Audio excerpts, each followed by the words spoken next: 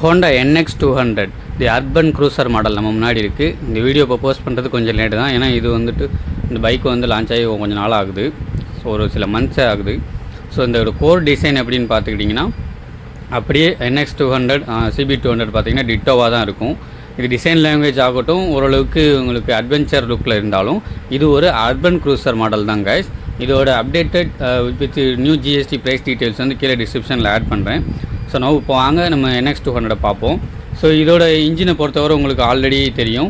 இது ஏர் cooled engine தான், 180cc வரக்கூடியது. ஹார்னர் 2.0 அதுக்கப்புறம் இந்த CB200 ஆர் NX200 ரெண்டுக்குமே ஒரே இதுதான். சைட் பை சைட் சாம்பிள்ஸ் பார்த்தீங்கன்னாலே தெரியும். கோர் டிசைன் வந்து CB200லேருந்து அப்படியே டெரைவ் பண்ணியிருப்பாங்க. சைடில் பார்த்தீங்கன்னா அந்த 200 அப்படிங்கிற ஸ்டிக்கரை தூக்கிட்டு NXங்கிற பேட்சிங் போட்டிருப்பாங்க. வித் ஹோண்டா சிம்பிள்மே உங்களுக்கு இங்கே வந்துடும். மற்றபடி இன்னும் சில சேஞ்சஸ் பண்ணியிருக்காங்க. அது என்னென்ன அப்படிங்கிறத வீடியோவில் பார்ப்போம். ஸ்டிக்கர் கிராஃபிக்ஸ் லைட்டாக மாற்றிருக்காங்க. ஹோண்டாவோட சிம்பிள் வந்துட்டு உங்களுக்கு எனேபிள் பண்ணியிருக்காங்க. ஃப்ரண்ட் டிசைன் அந்த சின்ன சின்ன டிசைன் லாங்குவேஜ் எதுவும் மாற்றலை.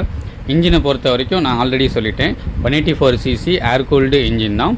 ஸோ உங்களுக்கு வந்துட்டு OBD2B நாம்ஸ் படி 2 ஆக்சிஜன் சென்சார்ஸ் வந்து அந்த பொல்யூஷன்ஸ் நாம்ஸ் படி. இதோட பவர் அவுட்புட் வந்து மிட் ரேஞ்சில் நல்லாயிருக்கும். டாப் ஸ்பீடு வந்துட்டு ஒரு 120 அந்த கிலோமீட்டர் ரேஞ்சில் போகும். 40லேருந்து 45 தாராளமாக மைலேஜ் எக்ஸ்பெக்ட் பண்ணலாம். லெஃப்ட் ஹேண்ட் சைட் பார்த்தீங்கன்னா உங்களுக்கு 5 ஸ்பீட் ஆஃப் மேனுவல் கியர் பாக்ஸை இன்னுமே கொடுத்துட்டு இருக்காங்க. மேபி ஒரு சிலர் வந்துட்டு ஃபஸ்ட் சர்வீஸுக்கு முன்னாடி வரைக்கும் அந்த கியர் ஷிஃப்டிங் ப்ராப்ளம் வருதுன்னு சொல்கிறாங்க. அதுக்கப்புறம் அந்த ப்ராப்ளம் ரெக்டிஃபை ஆகுது. அந்த நக்கிள் கார்ட்ஸ் அந்த எல்லாமே கொஞ்சம் கொடுத்துருக்காங்க. அது ஒரு இன்ஜின் கார்டுமே ஒரு பிளாஸ்டிக் ரேஞ்சில் தான் வருது. சென்டர் ஸ்டாண்டுமே ப்ரொவைட் பண்ணி கொடுத்துட்டாங்க. ஸோ இந்த கிளச் ஆப்ரேஷன்ஸை பொறுத்தவரை உங்களுக்கு ஆல்ரெடி தெரியும். ஹார்னர் 2.0 CB200 NX200 எல்லாத்துலேயுமே அசிஸ்ட் ஸ்லிப்பர் கிளச் உங்களுக்கு கொடுத்துருவாங்க.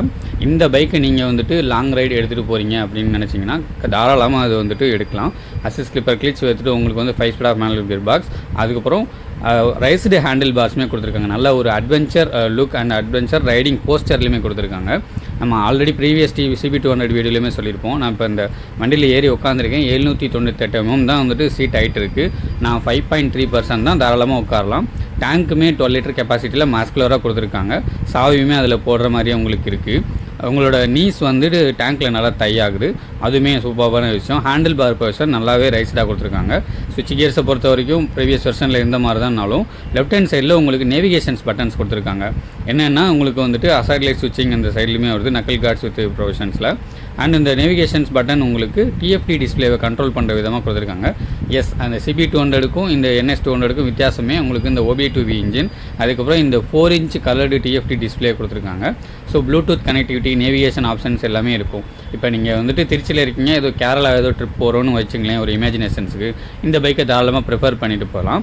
இது உங்களுக்கு சேடில் பேக்ஸுமே நிறைய வந்துட்டு ஹோண்டாவே அசசரிஸ் அவங்களாவே வந்துட்டு இன்ட்ரடியூஸ் பண்ணியிருக்காங்க. நீங்கள் அதுவுமே கேரி பண்ணி கொண்டு போயிடலாம். Type-C to Type-C சார்ஜிங் போர்ட்டுமே இருக்குது. இந்த ரைஸ்டு ஹேண்டில் பாஸ் நான் ஆல்ரெடி சொல்கிறது என்னென்னா, உங்களுக்கு லாங் ரைடு உங்களுக்கு 200-250 கிலோமீட்டர் ஸ்ட்ரங்கிள் ஸ்ட்ரெச்சில் நீங்கள் ஓட்டிகிட்டு போனால் உங்களுக்கு சுத்தமாக உங்களுக்கு back pain and body pain, wrist pain எந்த விதமான ஒரு பெயின்ஸுமே இருக்காது. மேபி உங்களுக்கு வந்து உங்களோட பைக் இன்ஜினுக்கு வேணால் ஒரு 150 கிலோமீட்டர்ஸ்க்கு அப்புறம் ரெஸ்ட்டு தேவைப்படலாம். ஏன்னா பிகாஸ் இது வந்துட்டு ஒரு ஏர் கூல்டு இன்ஜின் அப்படிங்கிறனால தவிர மற்றபடி எந்த ஒரு ப்ராப்ளமும் இருக்காது. ரைடிங் போஸ்டரப்போ பில்லியனுக்குமே நல்ல கம்ஃபர்டபுள் சீட் தான் கொடுத்துருக்காங்க. ரியர் கிராப் ஹேண்டிலுமே கொடுத்துருக்காங்க. நல்ல விதமாக இருக்குது. சீட் கம்ஃபர்ட் வந்துட்டு உங்களுக்கு மாடரேட் தான் வைங்களேன், மற்றபடி ஓகே தான். உங்களுக்கு ரியரில் வந்துட்டு மோனோஷாக் சஸ்பென்ஷனுமே கொடுத்துருக்காங்க. ஃப்ரண்ட்டில் உங்களுக்கு ஷோவா USD ஃபோர்க்ஸுமே வருது. நல்ல கன்வென்ஷனலாகவே இருக்குது. கன்வென்ஷனல் ஃபோர்க்ஸ் இல்லை, உங்களுக்கு USD ஃபோர்க்ஸ் தான் கொடுத்துருக்காங்க. நல்ல ஒரு கன்வீனியண்ட்டாக இருக்குது. லாங் ரைடுக்கு நல்லாவே இருக்கும். ஹைவே ஸ்டெபிலிட்டி உங்களுக்கு சூப்பராக எடுத்து தரும். ஏன்னா ஃப்ரண்ட் அண்ட் ரியரில் ரெண்டுமே உங்களுக்கு ப்ராடர் செக்ஷன் டயர் கொடுத்துருக்காங்க. 110 செக்ஷனும் அண்ட் ரியரில் 140 செக்ஷன்.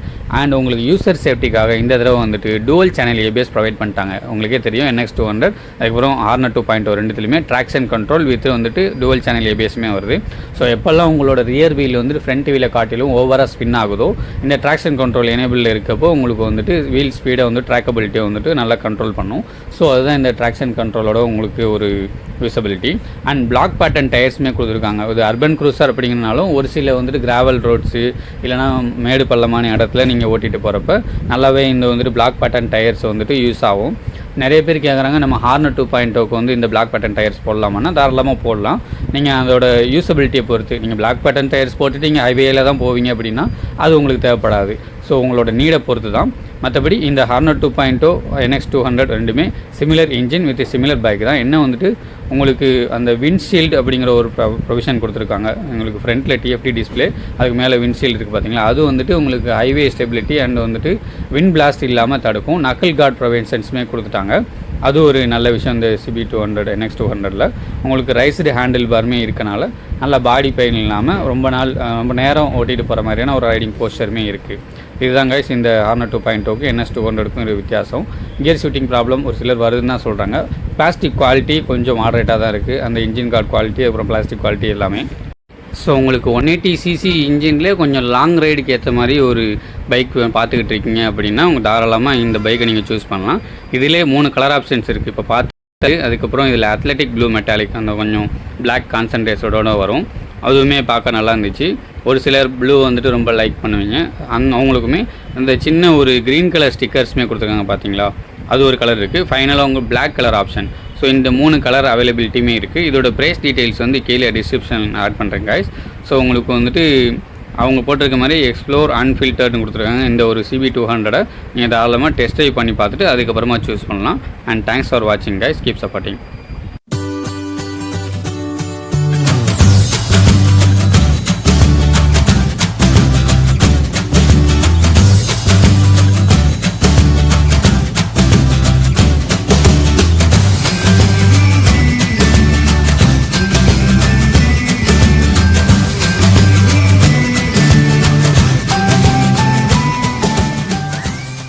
ஃபுல்லாக பார்த்துட்டு யூஸ்ஃபுல்லாக இருந்துச்சுன்னா நிறைய பேருக்கு ஷேர் பண்ணுங்கள். நம்ம சேனலில் புதுசாக பார்க்குறவங்க சப்ஸ்கிரைப் பண்ணிவிட்டு ரெகுலர் நோட்டிஃபிகேஷனுக்கு பெல் பட்டன் அமைக்கி ஆளில் போட்டுக்கோங்க.